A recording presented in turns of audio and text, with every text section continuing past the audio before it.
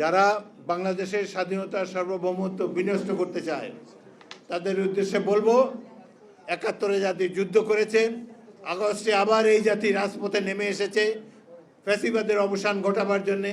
আগামী দিনেও সকল বহিঃশত্রুর আক্রমণ থেকে দেশকে রক্ষা করবে বাংলাদেশের এই জনতা, যেখানে নেতৃত্ব দেবে মুক্তিযুদ্ধের প্রজন্ম। আজকে আমাদের প্রয়োজন ঐক্য। নানান ধরনের কথা, আমরা যারা একসাথে শেখ হাসিনার ফ্যাসিবাদী শাসনের বিরুদ্ধে লড়াই করেছি, রাষ্ট্র ক্ষমতার দৃশ্যমান হয় অনেকেই তাদের মধ্যে বিভেদ সৃষ্টি করেছে। এই দল জামাতে ইসলামীকে আমরা এত বছর আশ্রয় দিয়েছি, আমাদের প্রতীক নিয়ে তারা নির্বাচনে অংশগ্রহণ করেছে, তাদেরকে বেগম জিয়া মন্ত্রিসভায় স্থান দিয়েছেন।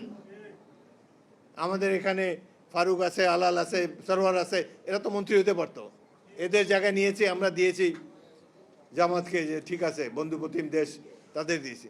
আজকে তার প্রতিদানে তারা কি বলছে, দুই সাবের একই বিষ, নৌকার ধানের শীষ। এই জন্য এদেরকে মন্ত্রী বানিয়েছিলাম আমরা। তাদের কেন এই ক্ষোভ আমাদের প্রতি? ক্ষোভ হলো কেন জনগণ বিএনপিকে সমর্থন করে? বিএনপি জনপ্রিয় দল, এটা তো আমাদের দোষ না রে ভাই। আমরা 16-17 বছর সংগ্রাম করেছি, বারবার আমরা জেলে গিয়েছি, আমাদের হাজার হাজার কর্মী জীবন দিয়েছে, গুম হয়েছে। আর যেখানে সরকার মাফিয়াতন্ত্র প্রতিষ্ঠা করেছে, গণতন্ত্র ধ্বংস করেছে, প্রত্যেকটি রাষ্ট্রীয় প্রতিষ্ঠানকে ধ্বংস করেছে, বিরোধী দলকে দমন করেছে, আমাদের বহু নেতা হারিয়ে গিয়েছে অকালে। সেই জন্যই তো আজকে বিএনপির এই জনপ্রিয়তা।